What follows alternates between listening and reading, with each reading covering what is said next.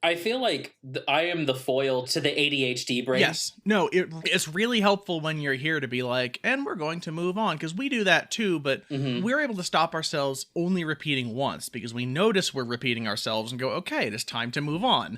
You notice it before we start. See, this is why it's great to have someone who doesn't have ADHD on this. Yes, because your brains are firing way faster than mine, and you just have like take after take, and it's amazing, where I have to take a second to think about it. Yeah. But your takes run on way too long, and I'm like, all right, folks, let's go. Yeah, no, I mean, it takes all kinds of fruits to make a fruit salad, as they say. That's what they say. I gotta tell you, editing a podcast with 2 people talking was so different and upsetting for 3 people, because normally when there's 3 people talking, there's 2 people laughing, and I can then start the next dialogue a little bit into the laughter.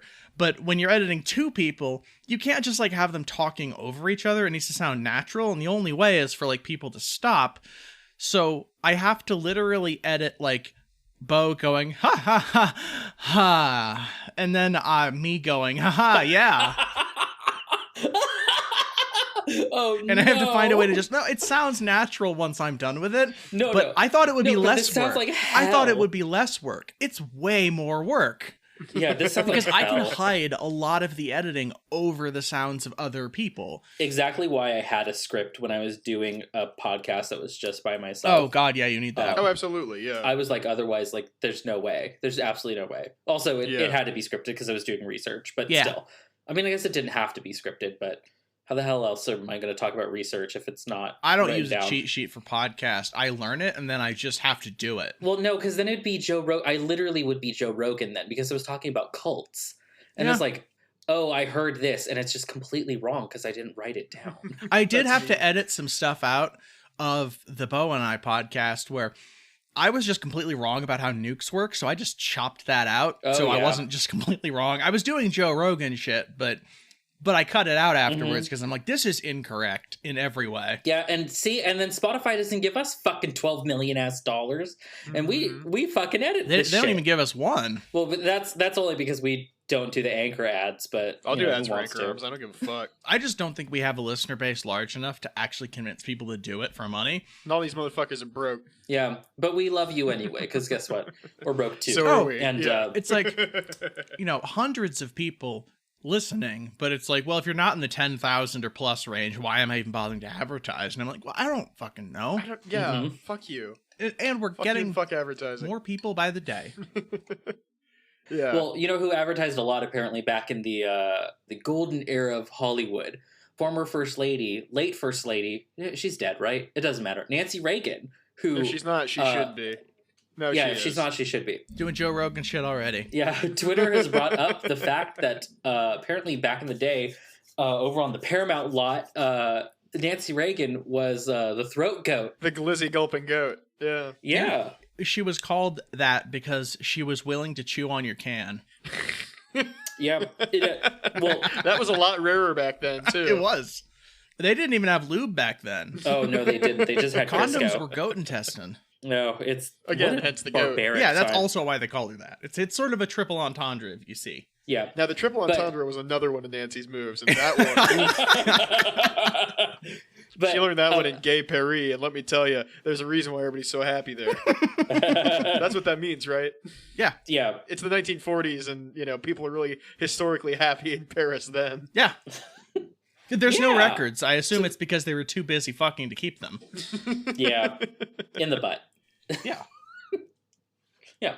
So the reason why this comes up is because Ben Shapiro's sister, Abby Shapiro, classically Abby as she's known online. Classically Abby. What an awful name. Well, she did like a side-to-side comparison of like a very unflattering photo of Madonna at 64 and a very flattering photo of Nancy Reagan at 64. Oh, I thought the picture of... Wait. Well... Like, did I only see photoshops of the Madonna half? It could have been like because I think it was a screenshot that I saw, and it could have just been because the thing is when you've been famous since the 80s, there's unflattering photos of you. Like there are a million photos of you. Yeah. But all right, I'm looking at Madonna. This tweet. By the way, she looks great at 64 because she's probably on like human growth hormone. Yeah, and, total wood. Yeah, and like only eats macrobiotic or something. Only eats macaroni. Yeah, only eats macaroni. Well, according to her like little breakdown during the first parts of COVID, she eats fried fish. But my obsession with her Instagram while she was slowly breaking down because she wasn't allowed to leave the house because of COVID. Oh, that's a different story. This story is how she looks great at 64, and like Nancy looks pretty good at 64 too. But classically, Abby said that a sexualized life does that to you, like makes you look shitty. When wait, I could like because I guess in her mind Madonna looked bad. Well, I pulled up the Madonna tweet or the tweet with Madonna in it. Now, this is the photo I saw. Madonna looks incredible. Yeah. Like, this is not an unflattering photo. The least flattering part of this is like you can see like the bed isn't made, and like you can see a box of tissues and some cables that have been tied up behind the bed. Oh no, a rock star is slightly messy. Right. Uh-oh. And I don't know, a cherub floating above the bed on the wall is a decorative object that looks like it's touching its nipples. No, that seems very Madonna. Yeah.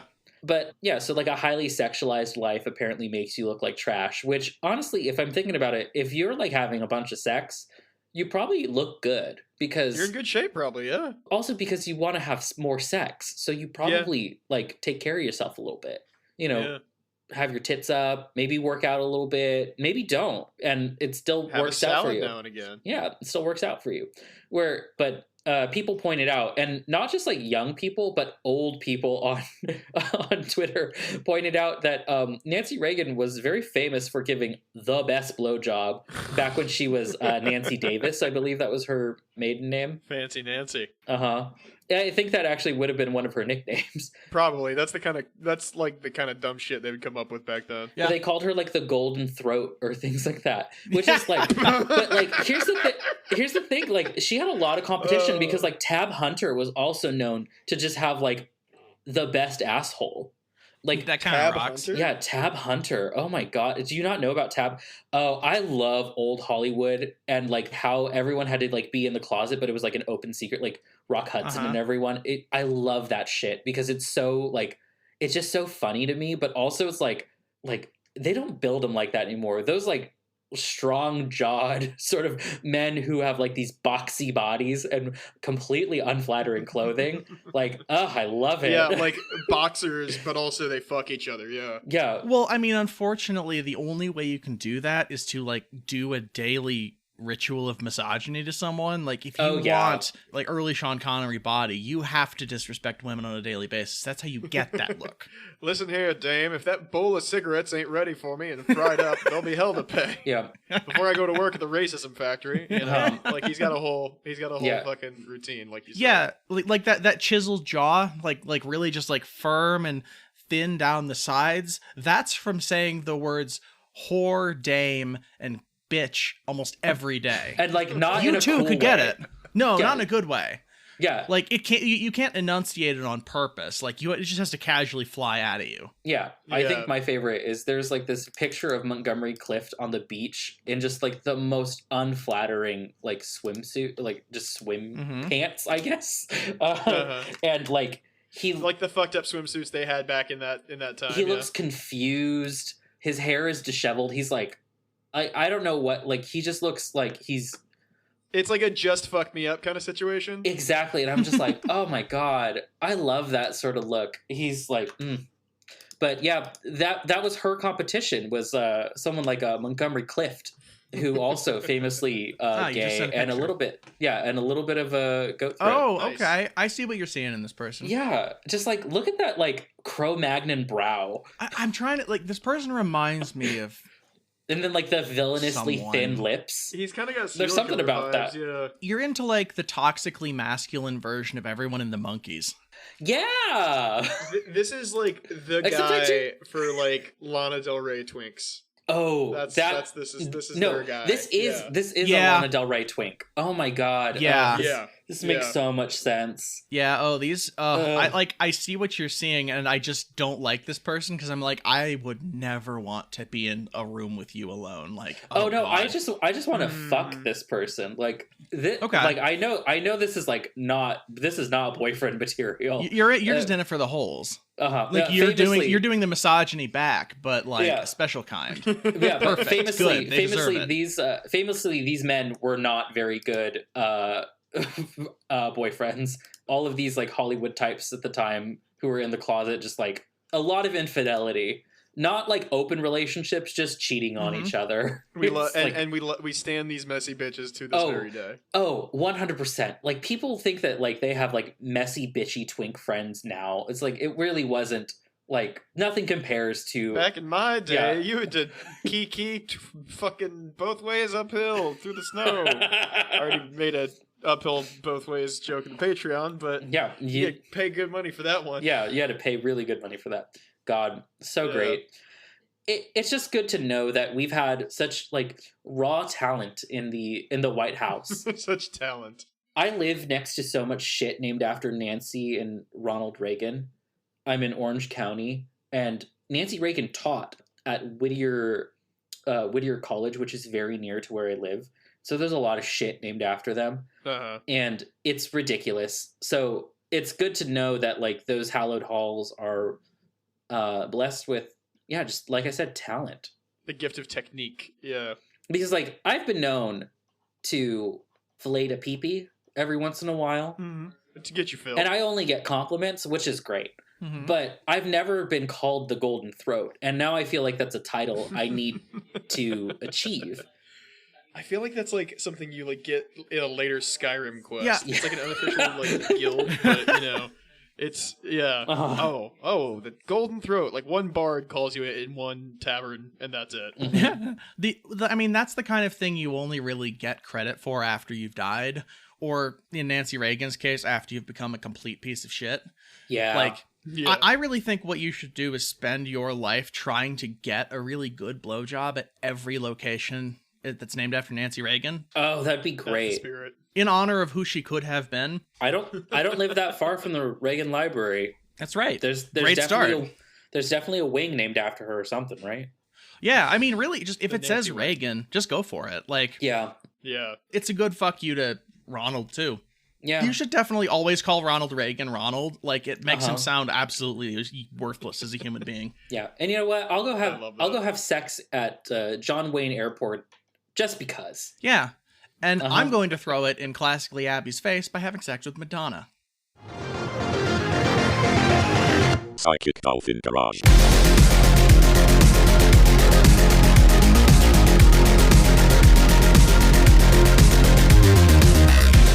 Hey everyone, welcome to another episode from the Psychic Dolphin Garage. I'm Denis, he, they.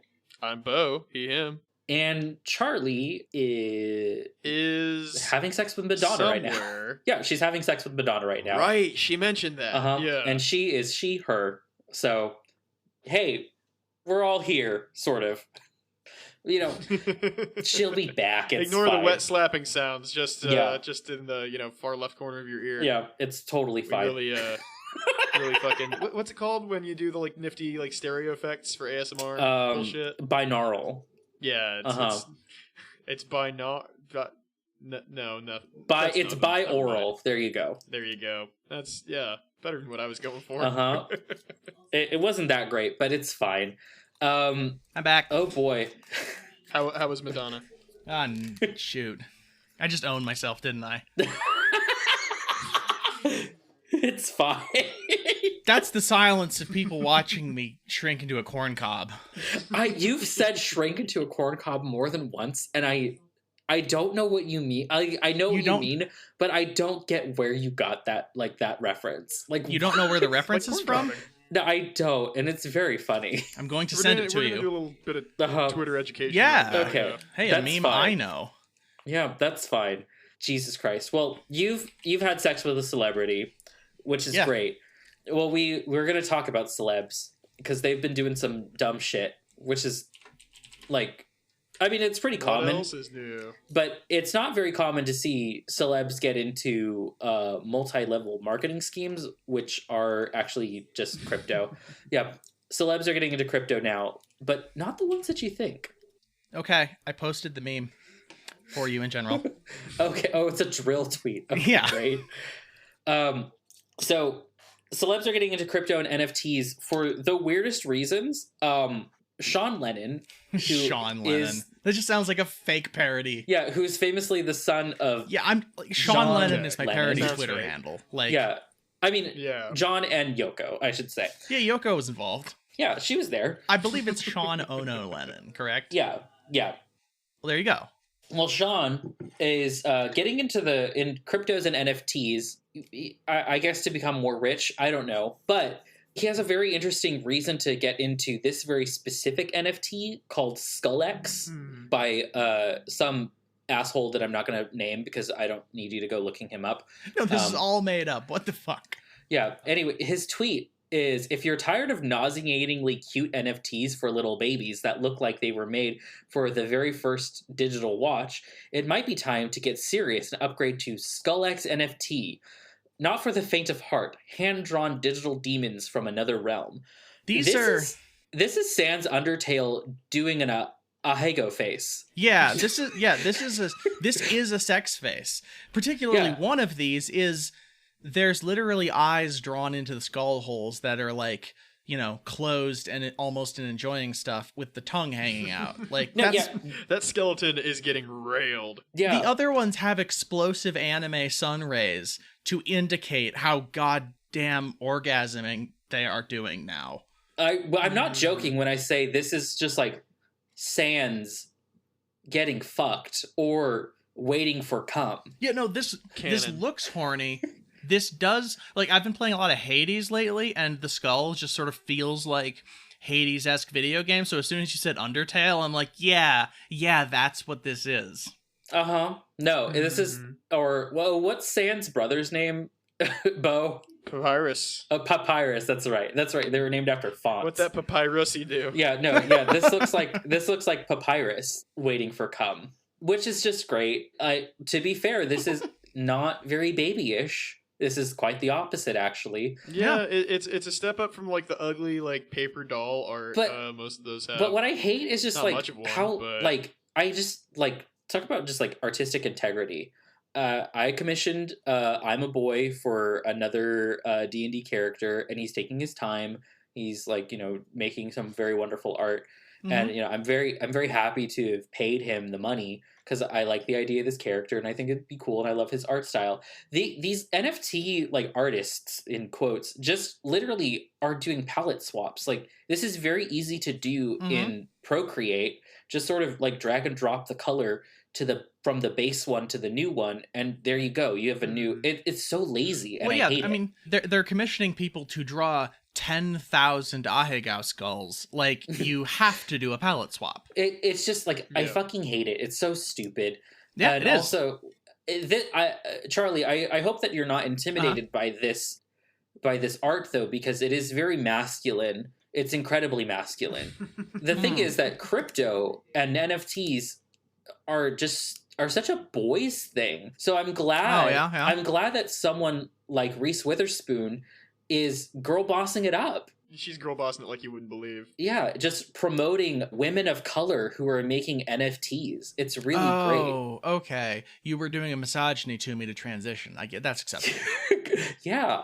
We love doing misogyny here. I love doing a misogyny. Do you have anything for me that has a little bit less like pink tongue hanging out, getting absolutely railed by a cock kind of energy? Because like that's boy shit. Do you have like, I don't know. Do I have a bomb with eyelashes and a little mole and lips against plaid? Yeah, do you? Yeah, I got that. It's right here in general if you want to see. I found it in the comments. What if we had an NFT, but it was pink? This is not great. No. So what's Reese Witherspoon got to do with this? Reese Witherspoon has been promoting NFTs for ladies. Why? Well, because, it's such a boy's space. It's such a boy thing. Women are getting left behind in the whole, destroying the environment thing. Yeah, I really, I think Reese Witherspoon should probably look into the comment sections of these and just see how many women are just not participating. Mm-hmm. Oh, God. Yeah, maybe there's a reason women aren't super into NFTs, and it might be that it's the guys who are. Yeah, they're breaking. Pleasant. They're good to be around anyway. I mean, did y'all see the fucking pictures of that Bored Ape get together? Oh yeah, I did. It was What the fuck? Yeah, they were all oh god, all these NFT guys are the same dude who looks exactly how you would expect them to look, and it's 3 riffs on that same character. It's really bad. Yeah, no, it's bad. The last link that I had though, that literally is from a 12-year-old, so I can't be too mean. I'm going to make the episode art for this because all of these are in bricks of 9. I'm going to make it a Brady bunch of shitty NFTs with someone, I don't know, Sean or Reese in the middle. Perfect. But perfect. I think what's worse is that Reese Witherspoon is coming from this liberal perspective, being there are not enough women and people of color represented in NFT. And it's we don't need that. We don't. It's not good. Yeah. There's real shit happening. And you're concerned about this funny money that's destroying the planet and artistic integrity and not having enough people of color and women in it. Yeah, let me describe this Reese Witherspoon tweet here. We have a 3x3 grid of presumably woman faces, I believe this is supposed to be, and they have really, really long necks. Their face is the top third of the square, and their neck reaches all the way down, so it's it's twice the size of their head, which is really fucking weird, but I guess that's artsy. Now, they've got all sorts of different skin colors. They're all here. There's eggshell, pink, brown, black, green for some reason. I don't care if you're purple. Mm-hmm. They're all femme and wearing lip color, but they've all got different lip colors. They've all got different kinds of hair. Some of it's natural afro. Some of it's, blonde and straight. And one of them right in the middle here has 2 puffy... Afro puffs, as they're called, or space buns. Okay, space buns. I like that. That's delightful. It's a cute name. That's a delightful name. I love it. So yeah, space buns and a Frida Kahlo unibrow, because there's your cultural signifier that this is the liberal shit is right. The Frida Kahlo unibrow can appear on any of these NFT women who have necks that will literally snap in half. An Austin gift shop that makes its entire rent just off of selling socks. Okay, but here's the thing. To be fair, this very childish understanding of the world and money and how it goes is, I think, not, my only excuse is this art is from a 12-year-old. So, wait, really? Yeah, this one's fine, I guess. She's 12. Oh, yeah, there it is. Uh-huh. Okay, that's fine. Nyla Hayes. Yeah, I don't... I think it's child abuse to get a 12-year-old to draw an NFT, frankly. Oh, yeah, no. I think it's child abuse to get a child anywhere near people who make NFTs. I think that actually is probably a potential, I don't know, federal crime, actually. But, I'm totally okay with this 12-year-old, making these long-necked people. That's fine. No, I actually have a problem with, 12-year-olds, monetizing their art. That's the issue that I got too, Charlie. If she just wanted to draw and get famous for drawing these long-necked people, that's fine. But, the whole monetization thing and, again, spinning it as this girl boss moment, I hate that. Also, who? Who is this for? Yeah, this is for artist in residence for Timepieces, a Time magazine related thing. Which Time is owned by Warner, which is owned by AT&T, which has helped fund a whole bunch of homophobic rhetoric from OAN and Newsmax, if we recall correctly. Oh, they love OAN, yeah. Keep that in mind, that all this money is going back to that sort of shit. Yep. You gotta manufacture with consent somehow, It's just such bad art, too. I don't want to be mean to this 12-year-old, but I do want to be. Know that other art exists? Well, I mean, I'm talking just NFT art generally. Yeah. Do they just not know? Yeah, I mean, that's why I again, to talk about I'm a boy, his art is amazing. We've commissioned him for our D&D podcast. That fucking looks great. And we even have like bust portraits for like, you know, JRPG sort of like cutscenes. They're great. And he took time and it's effort, and I don't know, I felt really good giving him the money, knowing that time and effort was put into these you know, like, and that's another thing. I mean, it's been pointed out a million times, and the people who need to hear it obviously are going to listen, but like, if you want like your own art that you can say, oh yeah, this is mine, this is cool, like, just pay an artist to draw something for you. It's a really good feeling commissioning artists. It really is, because like you work together. Like, I'm not very good at drawing, which is why I've commissioned people to do it. I'm more in the graphic design sort of space. I did do a little bit of illustration, but I was just never very good at it. But like, so I'm not very good at it. But I like have a lot of ideas. I have a lot of D&D characters that I'd like to see little trading card versions of them. Just commission someone. Mm-hmm. It's great. It's a lot of fun. You work together. I'm sorry. It's not that I'm not listening. It's that I'm trying to figure out who Nyla Hayes is, the person who did the things. And all I've learned is that she made like $3.5 million selling this shit to Time or someone else. And it makes me mad. I'm just mad about that. Yeah. Yeah, it's really interesting to see the total absence now. Because, I mean, I remember a certain time on the internet.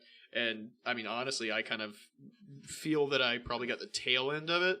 The kind of guy who just, like, is, like, super, like, fucking hardcore on Creative Commons and everything being open source. And, like... Right-click saving. It's not, like, you know, I can, like, reach into your website and play with its guts. I don't want to fucking use it. Like, whatever happened to that kind of guy? I guess that's kind of a relic of Web Yeah, the weird thing is that those... I feel like those older... guys are now NFT people, like, because that used to be a very libertarian. Yeah, a lot of them are like not particularly online. I want to point out, like, your Trent Reznor's, your fucking, I don't know if Trent Reznor's one, but Serge Tankian, great example. Like, I don't know how actually like internet build or computer, but like that whole like that used to be like a libertarian thing, but now the libertarian thing is the NFTs. Oh, that's what you're saying, yeah. Right, what you're watching here is our generation's shift from everyone doing free love, taking a lot of LSD, being against the Vietnam War, into we're going to become 80s capitalists. Yeah, yuppies. Oh my god, you're right. Yeah, no, this is our generation's yuppie transition, and the reason it feels so shitty and cringeworthy and makes you laugh hysterically at it is because there isn't, like, an economic structure backing the ability to actually make this money. Like, it's pure gambling. Like, they're gambling on the idea of being a yuppie, and like 0.01% of them are winning, and those people are trying to steer the course of things. It's just these people are LARPing being boomers fundamentally. No, you're right. Oh god. That's real fucked up. Ugh, that is terrible. Yeah, that's what we're seeing, and it's only going to get funnier from here. I don't even know what to make of that. Yeah. Like, I just bought a yacht in the metaverse with $1 million. That's literally not a thing you can do in a real world if you're younger than 50. Have you ever heard of an MMO? Mm-hmm. They're creating like, literally, the millennials are creating the metaverse because they realize how much money Gen Xers will drop on stuff in it in order to pretend to be their parents, and then they'll die and we'll all be fucked and have burned down most of the rainforest. But you know, that's a tomorrow us problem. Like I said before, our future definitely is Cowboy Bebop, even with the colonization of Mars and stuff like that, because the rich people just need to escape Earth. Yeah. Oh, I am absolutely waiting for, like, you know, some weird QAnon fucker close enough to the president that they nuke the moon because they think China's building a base on it, and it just shatters it into the sky and it periodically rains down like in Bebop. That'd be oh my god, aesthetic, but yes. the thing is, yeah, but here's the thing, they're gonna call that guy Piccolo because that's what Piccolo did in Dragon Ball Z. Well, yeah. I hate this. I mean, I'm moving to Mexico at that point. Like, that's just, and then getting to Cuba somehow. Like, I'll feel safe there. You all can join me on the boat. We're allowed to join. Every time you think about a future, we're allowed to join you up until the point you have a safe and comfortable life, at which point you've, like, either... I don't know what you've done to us. We're either dead or, like, this is like some sort of, like, secret plot to get us to just to exploit us or something. No, I've eaten you. Well, this is just I'm doing white slavery. That's that's the vibe I'm getting. I keep getting that vibe. It's a living. I'm just kidding. You won't even make it sexy for me. Ow! You gotta know be. what? It's gotta be. Yeah, don't worry. Yeah, it'll be a little sexy. It's gonna be tasty. I just don't think. I don't think you've got it. I don't think you've got it in you. Here's the thing: you could build my boat in a French maid costume. How's that? Yeah, I stand by what I said. You don't get it. You're not getting it. I don't think a French maid costume's OSHA compliant. That is incredibly not OSHA not certified. expert, Do you know how many frills will just get sucked into that machine? Being chipped to death in a wood chipper by being pulled in by a feather duster chained to my wrist. Oh, God. Going ooh woo the whole time. Her last words were ooh woo. Oh. Oh, God. I only say that you could join me because I don't know how quickly you're going to learn Spanish. I just got to focus on it a couple months, and then there you go. I'll be back to conversating again. I can talk about construction shit and a couple dirty words, and that's it. That'll get you a long way in Mexico, I feel. I will not do good at learning a language until I hang around people who only speak it and can just sort of demonstrate it for me on an ongoing basis. And that point, I'll learn it probably in a couple of months. Yeah, it's yeah.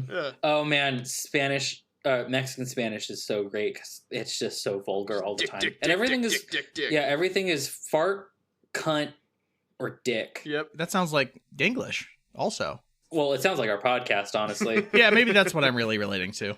Critical support. Hey, stop scratching up the couch.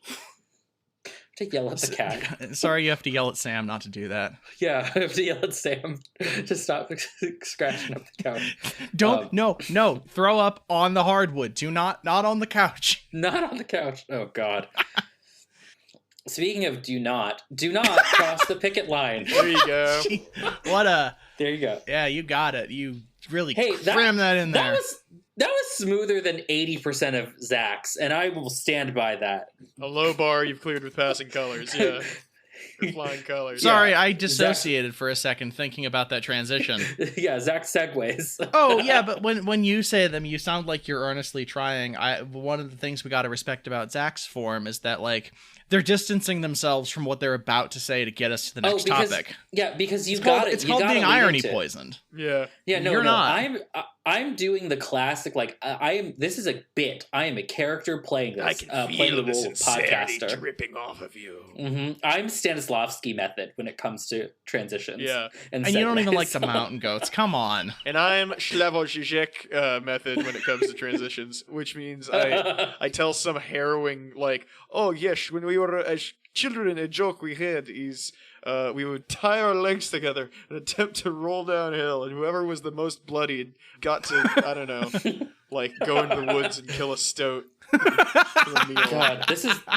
God, I'm glad I don't listen to Zizek. I'm glad I didn't do the accent that whole time, because that would have murdered me. Mm-hmm. I would have murdered you. I see there's a new Chapo Zizek episode, and just every time Zizek is on that podcast, all 2 or 3 times, whatever it's been, just the description of the episode makes me hate Zizek, but then I listen to it and I'm like, okay, this is more reasonable, and I'm like, oh, you're just a fucking philosophy edgelord. I hate you. Yeah, that's his whole I don't like that. It's still just being an edgelord. Yep. Yeah. Uh-huh. That's bad. No, it is. Zizek is not good. He's just too online and also knows every philosophy word, which is a bad combination. Yeah, if you know who Lacan is and you're too online, you cannot be trusted. But, if you're a philosopher and the first podcast you appear on is Chapo, that's a problem. I'm fine if you appear on podcasts all the time, but if that's the one.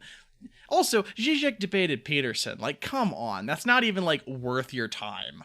Oh, I mean, no. It's just clout chasing. Don't chase clout. In all fairness, the dude did go into a months-long benzo hole because of that. So I think that is worth the. Oh, that's true. That's did really make the clout. You have to cash in for that. Yeah. You know what? Not the hero we deserve. Wait, who was in a benzo hole? Peterson, yeah. Oh, that's cool. Yeah, no. Cool, then. Yeah, Jordan Peterson was so addicted to benzos that he escaped to Russia to do to go into a medical coma. I remember that. Get off of that. Yeah, no. That's how much he made Zizek made Peterson question metaphysics. Oh, okay. Okay, no, I can respect that. Considered. Zizek is an edgelord, but the kind of edgelord who kind of he knows enough philosophy to know what like Peterson's underlying unshakable belief is, and then he just goes for that and just throttles it until Peterson falls apart. Yeah, I never actually watched the thing, but from the memes I saw, that seems to be how it went down. That I respect. I respect that. I only watched like 20 minutes of it before I was like, oh, I'm going to kill myself if I keep listening. I mean, that sounds like what Peterson felt. Yeah. Yeah. So there you go. You had the right takeaway. Yeah. Well, anyway, we're going to talk about Kellogg's workers striking. Cool. Yeah. I was about to say those motherfuckers right before you said workers striking, and I was like, oh, no, never mind. How dare they? No. They gatekeep my snacks and my treats. Well, this comes from The Verge and Mia Sato. Thanks, Mia. Thanks, Mia. Yeah. Redditors are spamming Kellogg's job portal to support striking workers. Kellogg's announced this week it would be replacing striking employees permanently, which sucks. Yeah. But Redditors r/anti-work is typically filled with horror stories that make you want to quit not just your own job, but strangers' jobs too. Yeah. The underlying mythos of anti-work isn't just to be a place to vent, it's to push back on the idea of work as we know it.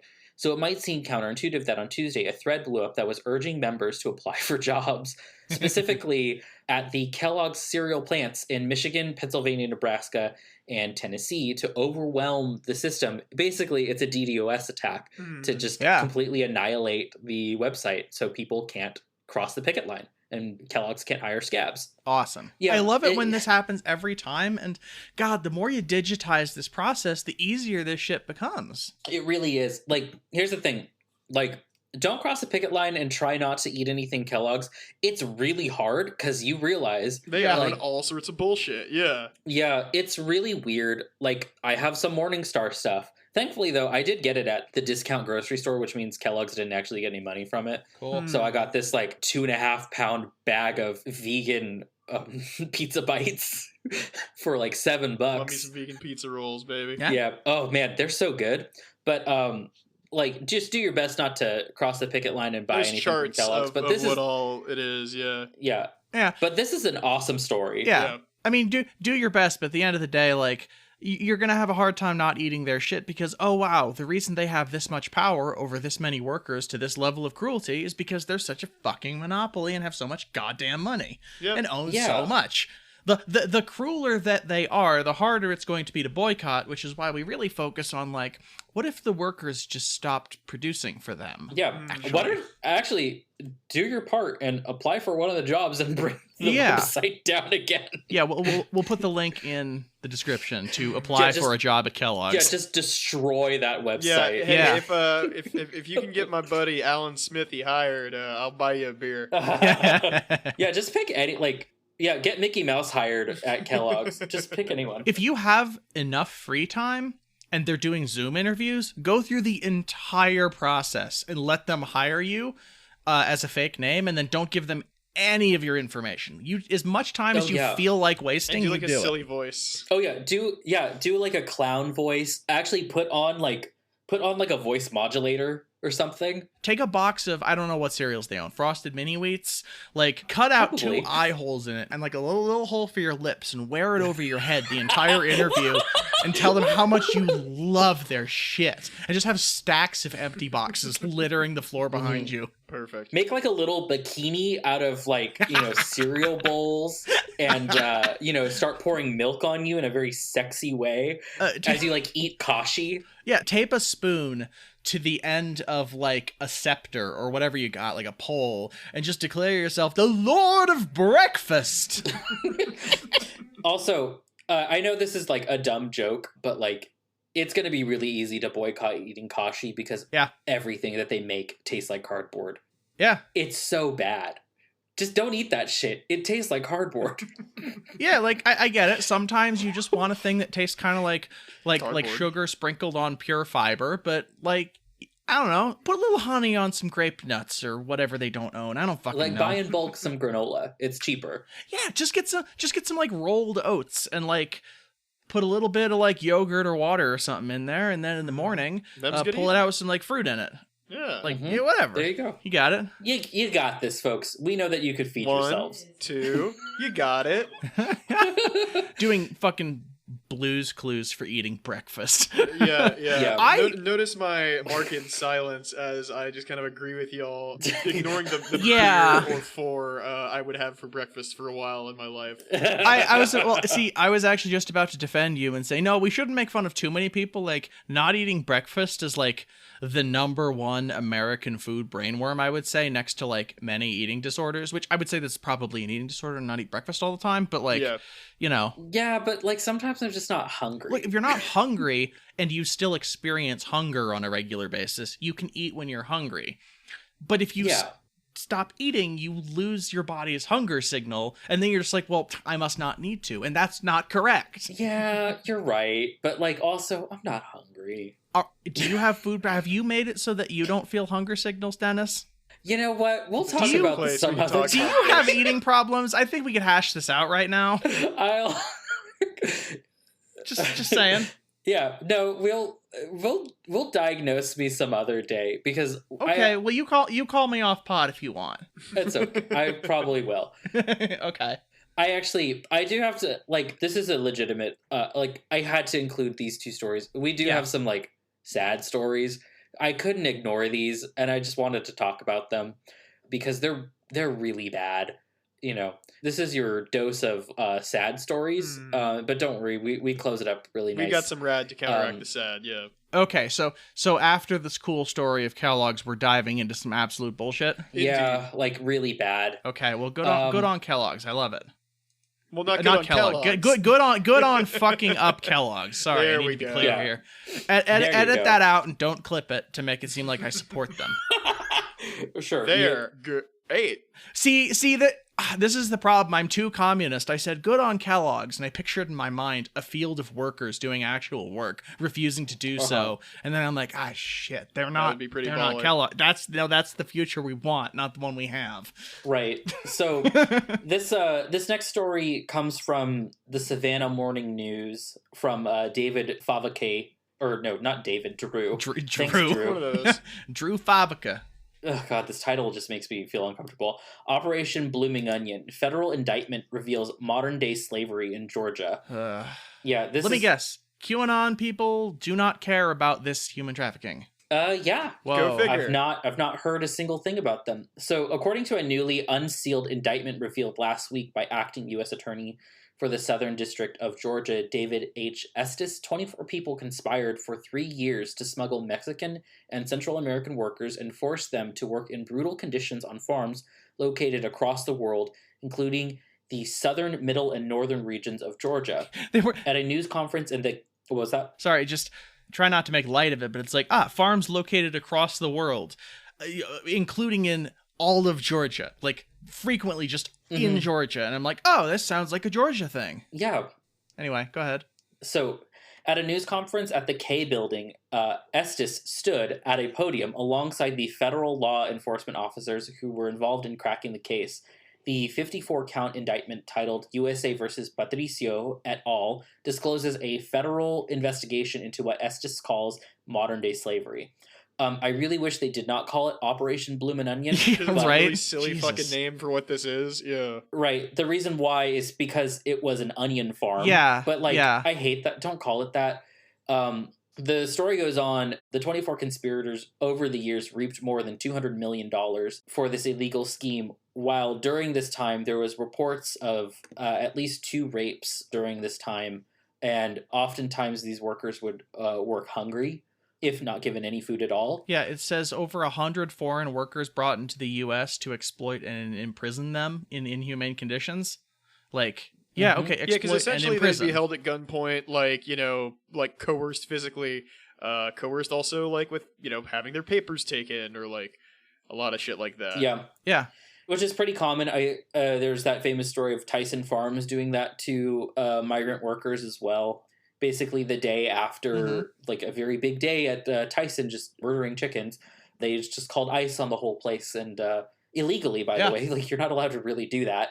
just call ICE on people who are working. Yeah. Which, again, is why not only do borders suck, bosses suck, and borders and bosses together really fucking it's suck. a bad combo. I hate this story so yeah. much. Well, Yeah. And you know what else it says here that's really notable to a lot of things we've talked about on this podcast is they're using a program that the U.S. has to bring people in as temporary contract workers. Like, it's contract workers that allows them to do this with so little oversight. Go figure that the same thing they use to fuck every other kind of worker, they use to fuck this, like, very vulnerable kind of worker, especially hard. Yeah, an incredibly vulnerable worker. Yeah, and that's the thing about if you know something that's fucking someone over, like, say, being a gig worker, then that same thing, just, like, take that and crank it up to 11 for, you know, if you are not a documented individual in this country. Like, whatever you're allowed to do as someone with documents, it's currently doing it to someone who is undocumented in prison. Like, whatever thing it is they use to say you have less rights, that's being applied to them in a special way. It's kind of how, like, you know, the minimum wage. It fucks you over. It fucks over people who are undocumented because it doesn't exist for them. It fucks over disabled people because there's just a different disabled minimum wage. That's like $2 or less an hour or some shit. Like, there's always that extra layer all the way down because they don't forget when they fuck over the average person in this country how to make sure it applies for extra cruel levels for everyone else. Yeah, which is again why we need to understand the solidarity between all workers. It's like it's highly important. This paragraph kind of outlines the treatment of the workers. The indictment stated that if a worker stepped out of line, the conspirators threatened them with guns, torture, and deportation. The conspirators kept the workers in cramped, unsanitary quarters and fenced work camps with little or no food, limited plumbing, and without safe water. The conspirators were accused of raping, kidnapping, and threatening or attempting to kill some of the workers or their families, and in many cases, sold or traded the workers to other conspirators. As a result of the workplace conditions, at least 2 workers died, according to the indictment. Yeah, it's bad. Like, this is terrible. Yeah, it's, I mean, they built a concentration camp, and then they... Yeah. To use another big structural thing, it's like, when you pass something like NAFTA and you say, money is allowed to freely move across borders, but people are not. This is what you get. You get concentration labor camps where they take people and they hold them at gunpoint and force them to, and they put them into slavery for as long as they need to pick the fucking onions. Right. And this is, like, not to get into the weeds of this, but this is, like... No, I mean, like, because this has been talked over and over again, especially by me, I feel.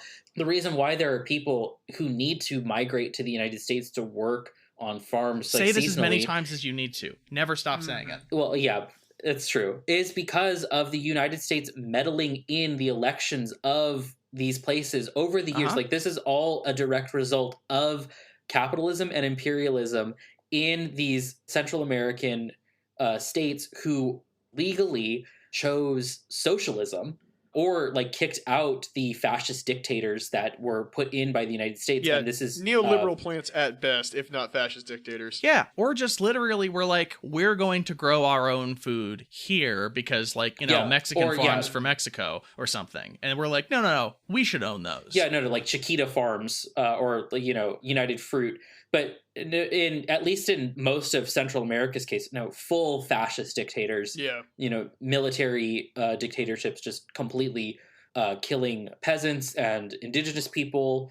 Like, this is a direct result of that. And it's like your solidarity also has to be international. Yes. Because and you cannot be patriotic. No. You just can't be. Because this place fucking sucks. It's no, the worst. You don't. Like, you don't get to separate the concept of America from all of the actions done in the name of capital and the rich, because this country was founded for the sole purpose of giving them a legal framework to justify this kind of genocide, cruelty, and exploitation. That's the point of the country. Yeah, the same slavery that this entire country and really, like, you know, the entire, like, idea of, hey, let's spread this fucking empire as far as we can, folks. Yeah, like that's just the, you know, slavery bit, y'all. Listen, you know, whatever anyone has to say about the usefulness of constitutions or not, or whatever, you know, however you want to operate states and or believe that we should work to dismantle them, whatever you believe, even if you're a fucking libertarian who's like the Constitution is a good thing that we should expand on, if you see a country that has a constitution that says hey, we're not going to answer that slavery question for like 20 or 30 years at least, and then we'll see if maybe we should not have slavery. Like that one had just flat out, you don't get to say, hey, no, we can change it and amend it and make it better. You have to tear it to shreds and start a new one. You just even if you believe there has to be a constitution, you got to just start a new one. Yeah. Also, it's just so weird that the United States is one of the youngest countries, but we have one of the oldest constitutions. We don't change it. We're standing firm in this one. No, these syphilitic dandies figured it out back in 17 nothing, and who are we to question them? Like, France is on their like 5th fucking constitution. Yeah. Like, it's so wild to me that we're just like, no, we're gonna keep. It's different when it's like, you know, we figured out the way to do it, which is you create a cult. And then you base that cult on the exploitation of a group of people. You then continue inundating people with propaganda, use it to build the largest, bloodthirsty military force you've ever seen, reward people with the riches of empire, and then just bombard them constantly, even as it falls apart, with how incredibly free they are, so that, like, they see a picture of, like, I don't know, a machinist in Cuba, or like a neighborhood in the DPRK that has like farms next to houses, and they're like, my God, these people are gutless peasants who don't understand how unfree they are. Where do they keep their Funko Pops? Yeah. That's like, they figured it out. That's how you do a fucking like empire. Like, that's how you keep a constitution. You do all of that plus the thing in the constitution that says, of course you're allowed to change it. You just have to. It's really like. I hate to sound like a mentally ill bisexual on Twitter, but like, oh, you found my tweets. It's like standard abusive relationship practice where it's like, you let someone know that of course the things that bother you can change. All you have to do is go through this incredibly convoluted process that fights you the entire way.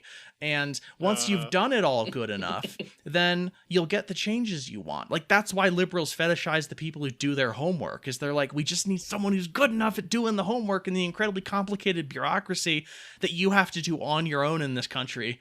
Because, you know, you go to the doctor, and instead of being like, we'll have someone call you to set up an appointment, they say, I need you to set it up on your way out, or make sure you set up the appointment to get your depression fixed. Like, because that's what's really good for people with like executive function disorders. Yeah. Hey, we're gonna have you fill out some forms, make some phone calls. Shit, you might even have to send the fax. Won't that be fun? Oh God, you like that? Don't you little fucking piggy? I'm going to suggest that it is actually the fact that we have this much personal responsibility based bureaucracy in this country that we see executive function disorders existing. I really think the majority of us are being boosted in terms of executive dysfunction disorder by like ongoing and repeated trauma that we have to constantly be on edge and fight. And just when we think we've got what we need to be okay, like 10 more phone calls you gotta make, 5 people who don't give a shit about what you're doing, and your boss is literally yelling at you, or you don't even have a boss because it's an app, and that's gonna fuck up your executive function. And I really think if you just got rid of all of this stuff, like, a basic, simple level of bureaucracy is not hard for a human being to navigate, as long as there's like one person you can call and be like, I'm confused. Yeah. It's like all you need. Like fucking like it'll be like a solid like, you know, $40K a year job where you are just like the bureaucracy buddy for like, you know, maybe like 10 people. Yeah, this is very CyberSyn. Yeah, no, you are the Nintendo Power video game tip line, but for like getting healthcare. Yeah, like honestly, if that's the kind of like World 3-1 where I have to take Mario to the DMV is really fucking me up. Yeah, if that's the kind of waste your society has, that ain't so bad. You know, like you can improve on that, but that's a thing I believe you could improve. Right? Yeah. Well, our next story is also pretty bad. It's also worker related. We sure know how to pick them. I told you. I promise this is going to be better. I promise at the end it's. You're not promising better, a better world. You're just promising we're going to laugh by the end again. Yeah, we'll smile. That's for sure. God. But this comes from Yahoo News, HuffPost, from Mary Pappenfuss. That's not your real name. That can't be your real last name. Anyway, I'm trying Mary. Desperately to not do the misogyny and make a Pappenfussy joke. I was just thinking of Nancy Reagan again. I'm just thinking of Pap smear, and anything with us at the end of it now says ussy, because you all have done that to me. You people. Bo specifically. Yeah, well, like, let's not name names now, all right? But yes, I'll take credit. But anyway, from that very light note to this terrible headline, workers trapped after Illinois Amazon warehouse collapses in severe weather. Oy. At least one person has reportedly died inside an Amazon warehouse in Edwardsville, Illinois, after a roof and other parts of the building collapsed, and up to 100 workers became trapped as violent storms, including a tornado, ripped through the region on Friday night. Dozens of other people were trapped, and at least 50 feared dead after tornadoes hit a candle factory in Mayfield, Kentucky, and a nursing home in Monette, Arkansas, where at least one person was killed. At least 3 storm-related deaths were also confirmed in Tennessee. Law enforcement authorities called the Amazon warehouse incident a mass casualty event, according to reporter Jenna Ray at KMOV-TV in St. Louis. Up to 100 people were believed to be inside the building working a night shift during the holiday rush at the time of the collapse. Ray reported late Friday that about 24 workers were transported from the facility on Madison County transit buses. A medical evacuation helicopter arrived on the scene shortly afterward, and excavators were still removing debris as the search and rescue operation continued early Saturday. This is not here on this Yahoo report, but from some tweets that I had seen, the workers, apparently they were told that they could not leave. I can't corroborate this. I can't find those tweets. I looked at my likes. I saw quite a few people in the comments, like the Amazon spokesperson who, as I saw from a tweet, didn't even bother to show up to like the press conferences about this, was on Twitter being like, we're so horrified by this incident. We wish everyone the best. And there were many people in the comments who were saying, then why were we supposed to be at work that day? Like, it sounds like it was from people who were like, oh, if you're so sorry this knowable tragedy occurred because the sirens were going off, there was a tornado warning, there was forewarning of this by some amount of time where they could have left or gone to a shelter. As many other people were pointing out, a Midwest facility should have tornado shelters in it by any basic safety standard, because even if it's just one tornado a year, there's still a touchdown a year. Even if it's a small number, that's the one that'll kill people if you don't have a fucking shelter, which most other places that were nearby that got hit did if people were in it. That's like how people survived in other locations. But the whole reason I said all that was just to point out that there were people in the comments of this Amazon spokesperson who I can't verify they work at Amazon, but they were saying we, as in we are Amazon employees who were told we have to go into work anyway. And I fully believe those are people who at least work in that state, you know? Yeah. Right. Well, this is Ken Klippenstein's tweet. Amazon executive sent thoughts and prayers to workers stuck in a company warehouse following tornado warnings. 6 are now confirmed dead. So. There is nothing more fucking bleak this future than a spokesperson of a company sending thoughts and prayers to people who are actively trapped and dying under the rubble of the warehouse they collapsed. It's literally a fucking Triangle Shirtwaist fire, and the Triangle Shirtwaist representative is tweeting to the people pounding on the doors to get out, my thoughts and prayers are with you as this hopefully future preventable accident is not repeated. Well, like, Beth Burton pointed out that Amazon workers aren't allowed to have cell phones with them while they're on the floor of the warehouse, so even if there was an emergency, they wouldn't have been able to hear it because their phones would have not been on them. Right, and the bosses they wouldn't have... are just like expected to like notice the cell phone thing. Like the overseer at the plant pulls up and says tornado may touch down, and they're like, yeah, that's probably not about me. No, that's bad. Yeah. Mm-hmm. Anyway. It's okay, though. They did send a reindeer to the warehouse, so everything's fine. Reindeer? A reindeer? Huh. What is this sentence you just said to me? They sent a reindeer to the warehouse, I guess. To do what? Like, fly away with pieces of debris attached to it to help with the excavation? I think this was prior to the tornado touching down. Oh, okay, that would be incredible if they just sent it after. Christmas cheer. Weak. Yeah. Having a pancake cookout next to the rubble for all of the incredible workers who are still trapped in there. There's a dunk tank. There's like your kids can get their faces painted. Your kids can take a picture standing underneath looking like it's about to collapse on them some of the rubble that is already dragged out. It would be incredibly tasteless. Something incredibly tasteless. Look, I'm pretending I'm being crushed just like Daddy. Mm-hmm. And with Amazon's new child labor program, you'll be well on your way to a long career of crushing Oh, poor choice of words. Jesus, I'm God. looking. Also, a little Amazon side before we move on too. They are being allowed to redo the union vote in Bessemer, which hopefully will be subject to less fuckery this time. This fucking collapse better be a significant influencing factor in people's decision to unionize. You would hope so. Well, that's actually a really good transition to our last story, like the vote for unionization, because this comes from News 10 ABC in Albany. Nick Veronica, thanks Nick, slamming union-busting effort. 2 more Buffalo Starbucks localizations join unprecedented push to unionize. Earlier this week, there was a Starbucks in the Buffalo area that voted to unionize, and it is the first one in this country to do so. I guess the big effort now is to work with the union rep to get a contract written up that hopefully will be a contract that could be used throughout the United States at Starbucks and hopefully even other stores. I hate to say that, like, I don't know, because, like, so I definitely want there to be, like, industry and sector-wide bargaining so that, like, when they get a contract, it applies to anyone in their particular position.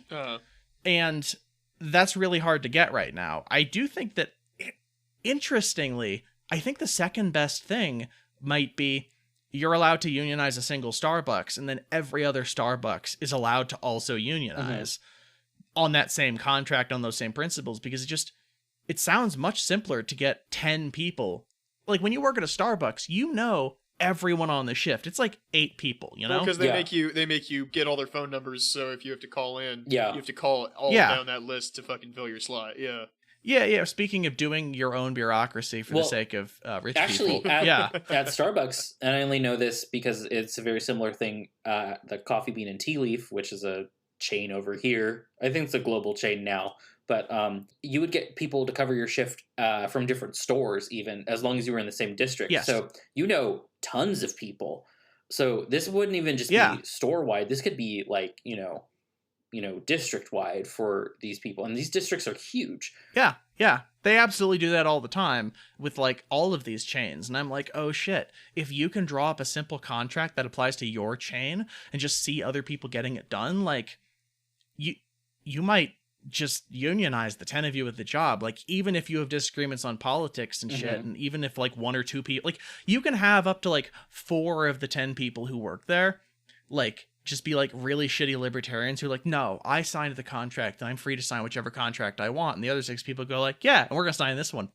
Fuck with. And then you just you get a union. Gotta love that 50+1, baby. Yeah, the percentage of the population who is, like, bad brain libertarian poisoned can literally just be dragged along by normal people who are like, yeah, I want more I pay, work for a living, actually. and it's hard. Kicking and screaming. Pay me. Yeah. And I look forward to, like, the stories in 10 years of the, 75 remaining Starbucks stores, which are staffed entirely by all the libertarians who have filtered to them, and just how much worse it is. That'd be so great.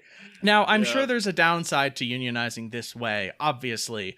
We want, like, the sector-wide shit. It's a little more vulnerable, essentially. Yeah, if the coffee shop gets it, we want it to just apply to all coffee workers, whether or not they've chosen to unionize. Well, That's what the they would ideal. do previously is they would just shut down the store, Yeah. I mean, if this ends up with, like, Starbucks shutting down every store because it unionizes, like, that's not a bad thing. Sort of a win, because then all those people are just going to other places to work and unionizing that. Well, that's the move, right?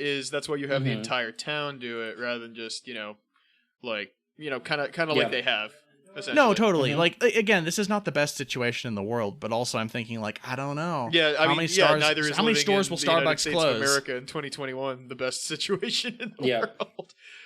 So Starbucks Workers United announced Wednesday that employees, which Starbucks refers to as partners, from the Walden and Anderson well, they're partners now, whether they like it or not. Yeah. But from the Walden and Anderson location in Cheektowaga and Transit Commons location in East Amherst will also file petitions with the National Labor Relations Board to hold official union elections. The other stores seeking to unionize are Camp Road in Hamburg, Genesee Street in Cheektowaga, and Elmwood Avenue in Buffalo. I guess if you're in northern New York, these are places that you would know. I have no idea. It's an Albany expression. Yeah, you enjoy your steamed hams along with some unionized coffee. It's great. Yeah. So the union's press release also lashed out at what is called an intense union-busting effort by corporate executives, including the president of Starbucks North America, Roseanne Williams. Fuck you, Roseanne. Yeah, fuck off. Yeah, eat shit, Roseanne. So the day after the Starbucks partners announced last week that they had gathered strong majorities at 3 locations, Williams flew into Buffalo with her corporate team from Seattle and other areas of the country to launch an anti-union campaign, Starbucks Workers United claimed. The union said Williams and regional managers held listening sessions with local employees last week, which were described as to employees as routine, but employees found suspicious. A Starbucks spokesperson told News 4 that listening sessions were normal occurrence and have been a foundational component of the company since the inception.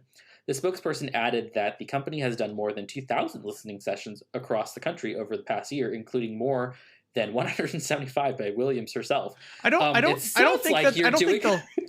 want to point out, like, this is a thing, like, where one of my partners works, where, like, they did their survey of employees during COVID, and they rated, like, how much do you feel like the bosses care about you, and they were just abysmal ratings. Oh yeah, no. And so they've launched a listening program to be more involved with stuff going on, to figure out what they can do to be better liked. And I'm like, oh yeah, you keep doing these listening tours where you're more involved.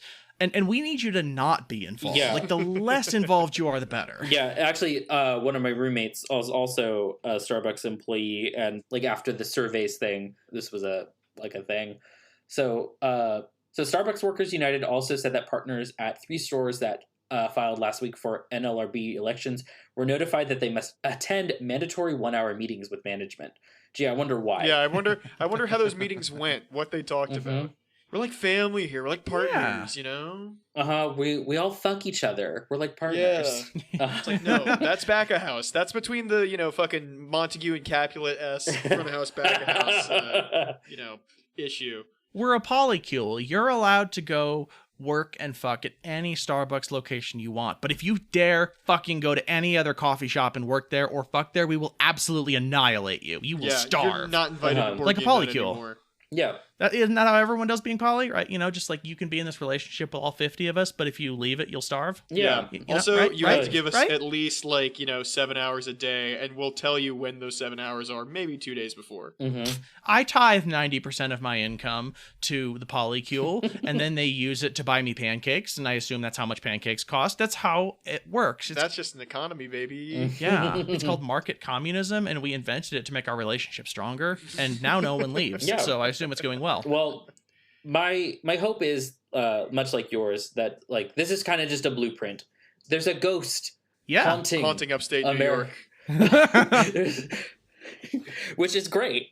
I don't know who this ghost is or what they're doing, but they're haunting the right people, at least. The ghost of Christmas future, if you will. Can I? So I looked up I assume it's Roseanne, but it says Ross Ann Williams. Yeah, I'm pretty sure it's Roseanne. Probably, but I'm gonna say, look, it says Ross Ann Williams. So, what kind of fucking name is Ross Ann? Ross Ann Williams sounds a lot more butch, and I'm very into it. Well, can I tell you about Ross Ann a little bit? Yeah, please. Sure. I'm gonna drop a picture of Ross Ann in general. What do you think she looks like? Good question. I can't wait to have that question answered. Don't look her up. When you say Ross Ann, I imagine like a vest of some kind. A vest. Yeah, you're close, or you're closer. A vest, maybe a wood cutting axe. Like, it's real lumberjack gal hours. Hey, Ross Ann, she has Cruella de Vil hair. She's a cross between Cruella de Vil and a closeted lesbian. Like, yeah, it's which like on paper sounds pretty baller, but when it's Starbucks doing it, not so much. Yeah. So one of the things you can do with people online is like, when you smile, if you show both your top and bottom teeth, you're straight. But if you only show your top teeth, you're queer. Yeah. Like, you can take that to the bank. And with her thin, villainous lips, it's really hard not to show both sets of teeth. And she's so close to not showing the bottom ones that you like it gives me closeted vibes. But she does. Anyway, she looks like she's kind of, she's gray curly hair, very like thin, extremely white teeth and skin. That's not all. It's extremely white. Yeah. Wearing a blazer. You could easily see her wearing a vest. She's just I was a hippie once energy, but now she's the fucking just CEO. Like so everyone in the vice president. Everyone in Seattle then.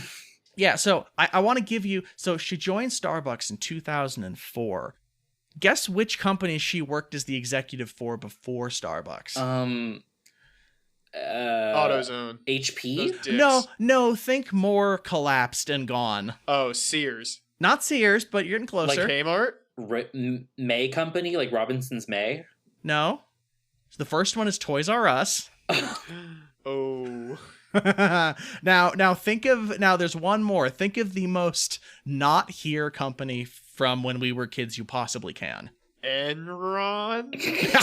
That would be too perfect. Oh, no, Blockbuster. Blockbuster. It's gotta be Blockbuster. Yes, it's Blockbuster. Oh my god. Holy fucking shit. Okay, well, they picked a great time to get this in right under the wire because they're about to be fucking cannibalized by finance capital. Yeah. No, actually. Yeah, no. She seems to leave companies like just a few years before they collapse. Well, this is actually How convenient. This is a pretty common thing in the business world to have a woman be the face of your company just as it's collapsing. You know, that's a good point. Yeah, absolutely. This has been, We'd love to see a girl boss decimating her empire. Like it's what happened to Yahoo. It's what happened to Tumblr. It happened to a bunch of Reddit back when Reddit was getting a lot of heat for not allowing child sex porn to be on there. And like overt racism, you know, that sort of stuff.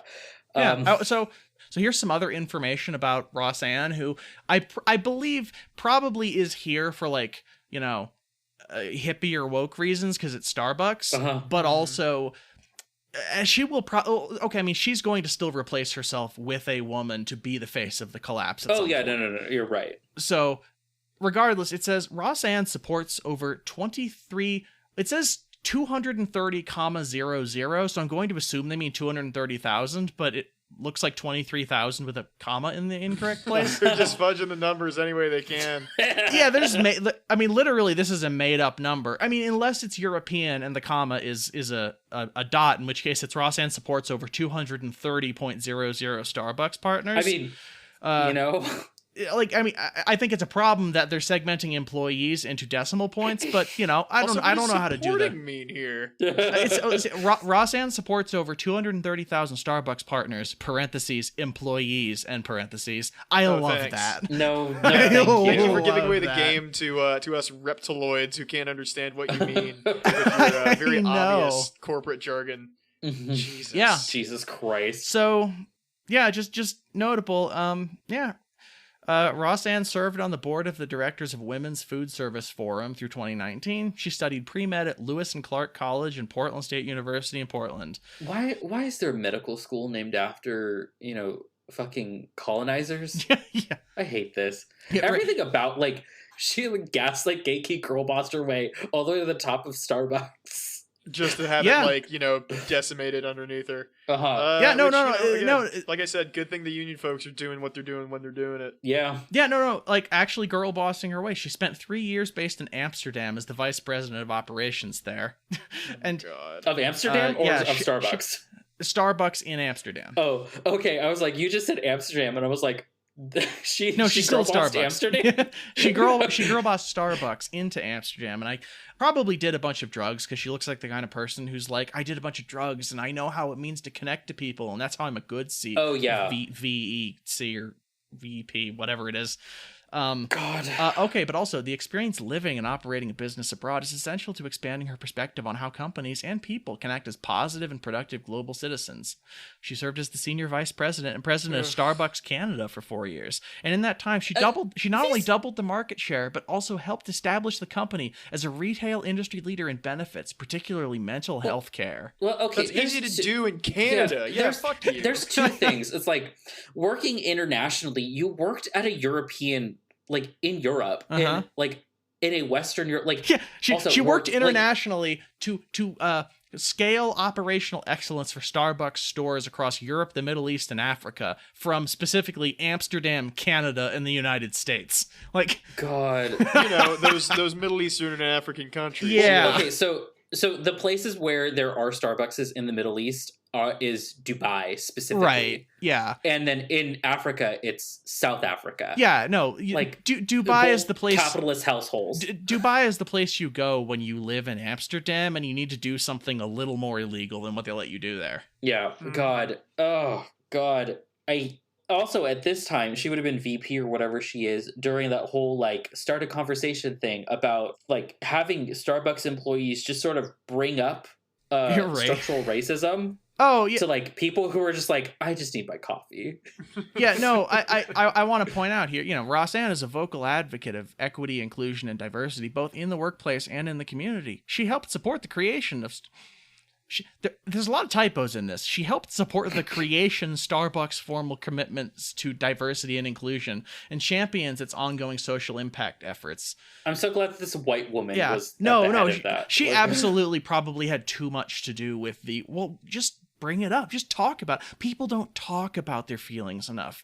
So the baristas should just tell the black people who come in, hey, it's actually equity that I'm serving you now, actually. Mm-hmm. Or like have the black baristas and all, like the Latino baristas sort of just bring up racism and how like they probably experience it at the workplace by their like bosses or like the racist customers that come in. Yeah, just have them bring it up.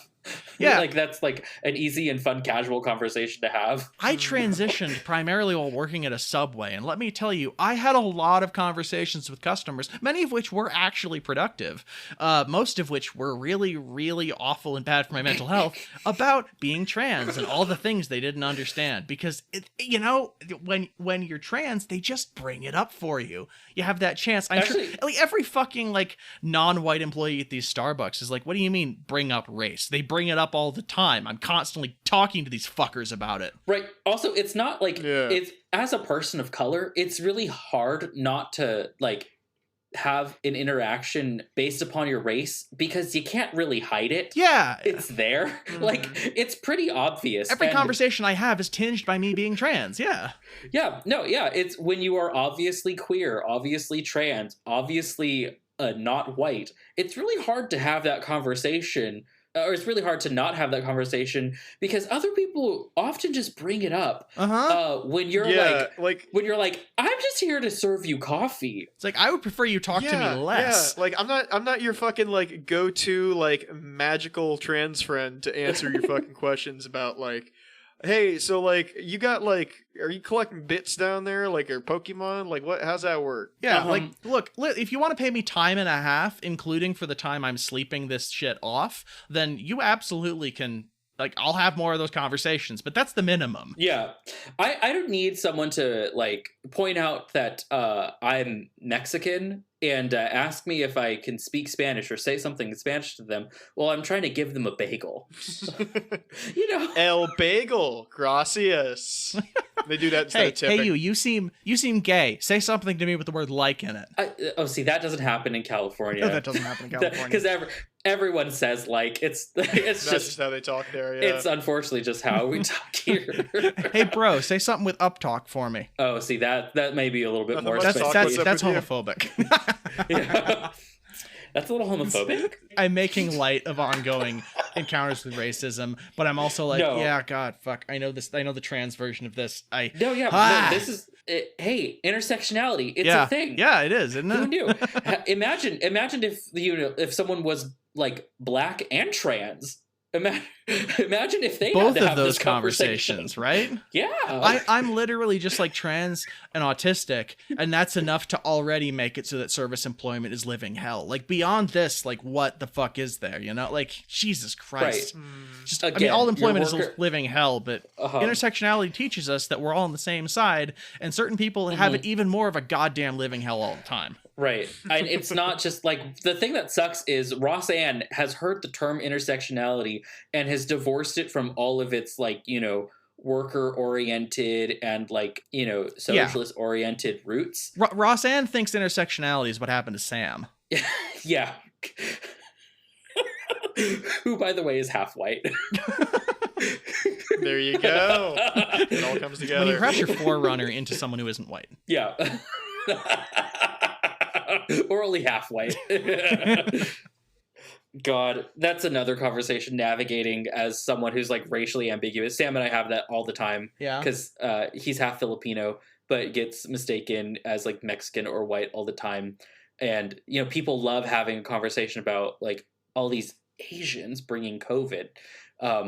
And like I also until they realize, yeah. And I just sit at this like sort of like racial ambiguous space. I talk about it with my cousin who's Mexican, Japanese, and white. Like just like sort of this like people don't know how to talk to you until they're like, well, what are you? And it's like, don't ask it that way. I'm okay with like, I'm okay with talking to you about like, because like.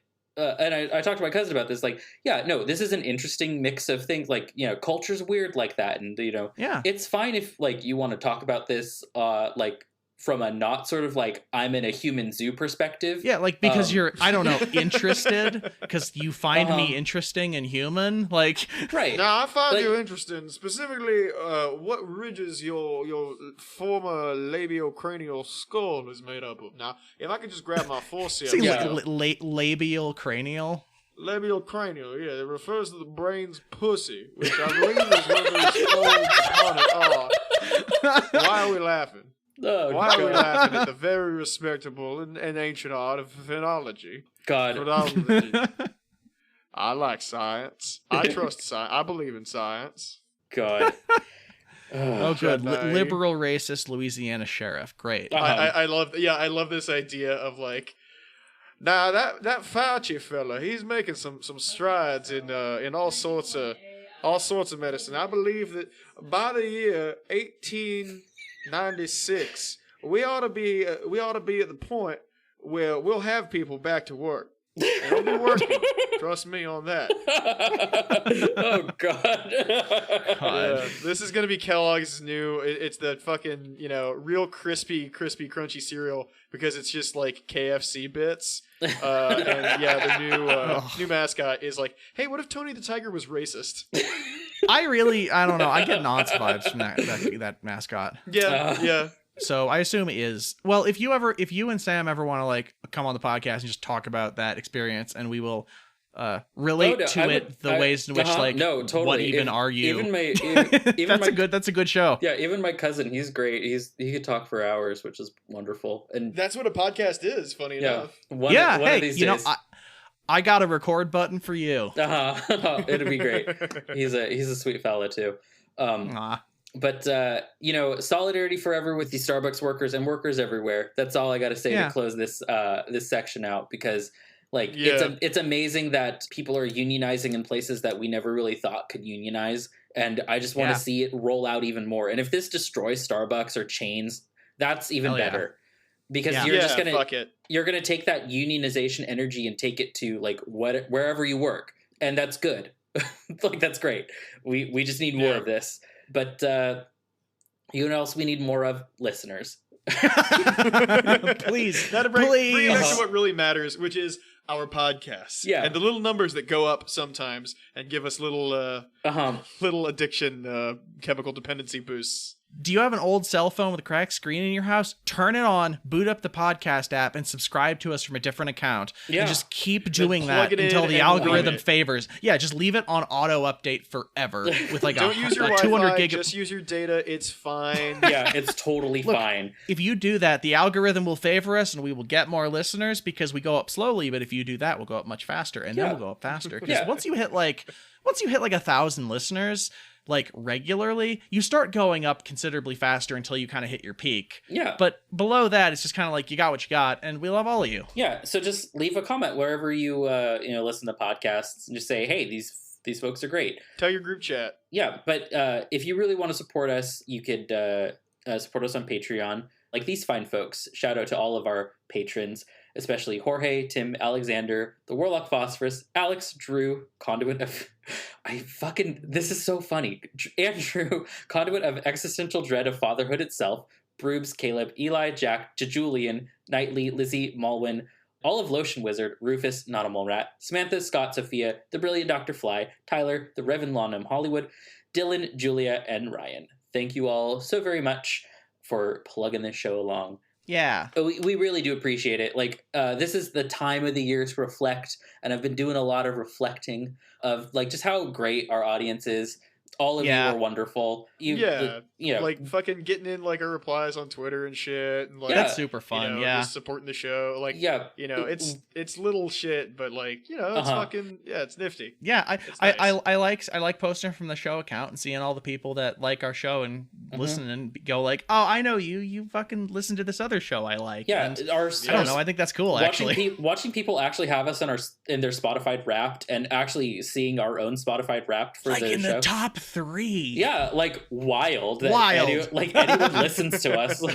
I love it. That feels that feels good. Well, if we're not screaming into the void, we're screaming into your ears. Yeah, and maybe there's just no space between your ears.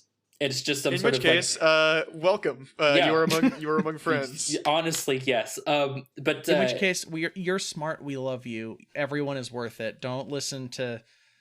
Don't be like the people on the show who hate themselves. Oh no, leave that to us. That's fine.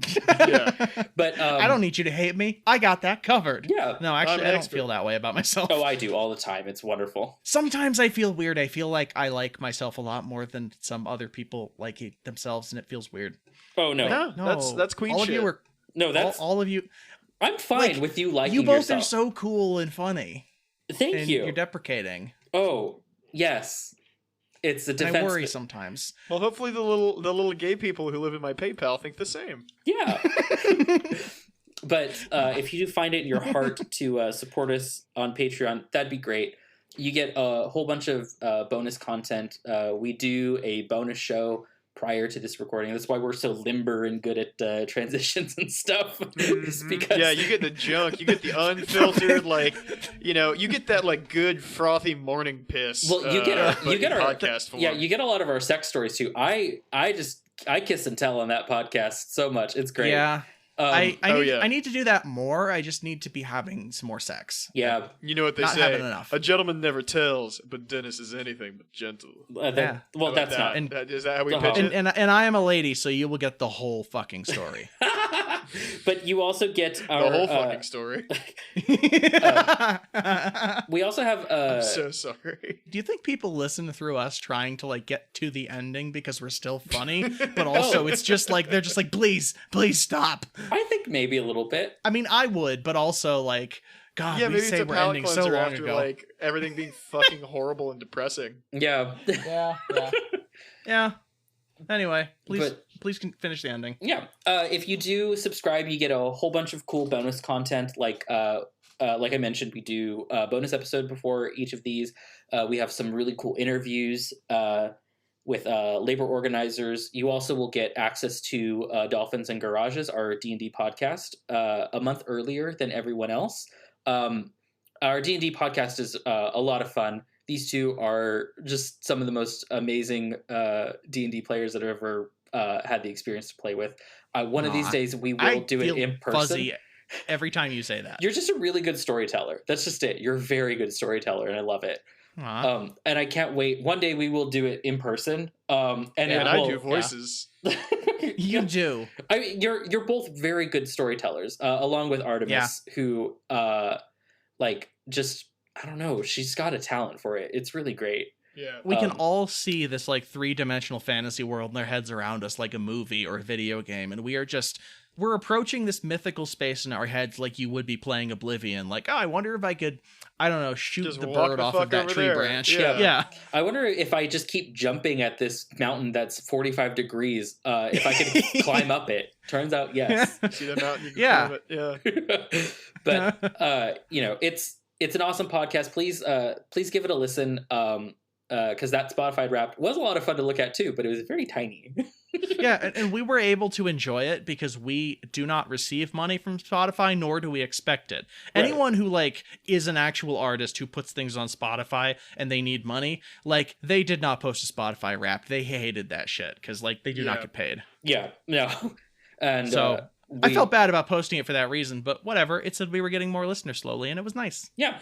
So, yeah, just you can get it for as low as $1 a month because that's as low as Patreon lets you. But yeah, you'll get access to everything, and we really like all the stuff that we post. So have at it. We're gonna do some like movie watching and stuff, that'll be probably on the Discord, but if we record that, that'll be probably Patreon exclusive. Whatever it is, if you're in the Patreon, you're getting it early. That's just a deal. Yeah.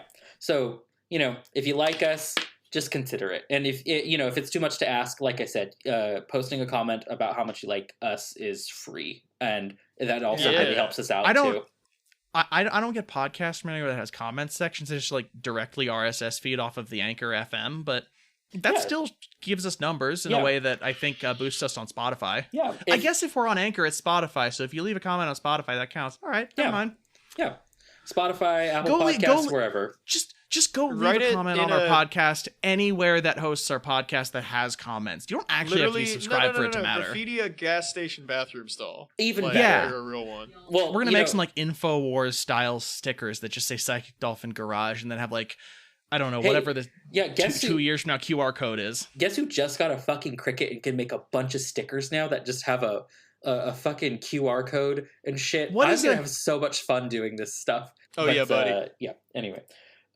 Just if you have commie friends, or even if you don't, I feel like we have a very approachable this is way to get into communism. I think. Yeah, I believe on literally the previous episode, which you don't have because I had such a fucking busy week that I haven't finished it yet. Bo and I did talk about giving it to people you hate. I believe. Yeah. If I'm remembering the correct episode, whatever. Mm-hmm. Can we please end this podcast? We have to end this podcast. Oh, yeah, no. We're going to end it because I'm hungry. Every second we're talking is more editing I have to do this week. You can't do this to me. It's okay. All right, then, bye. Bye, everyone. Bye. See, it's that easy. Bye.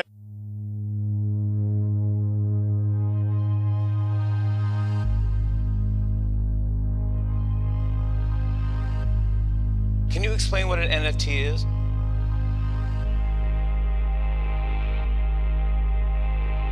It's a non-fungible token, which is basically a digital contract that's on the blockchain.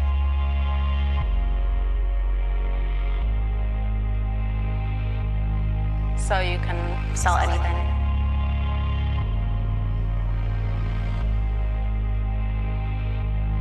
Art, music, experiences, physical objects.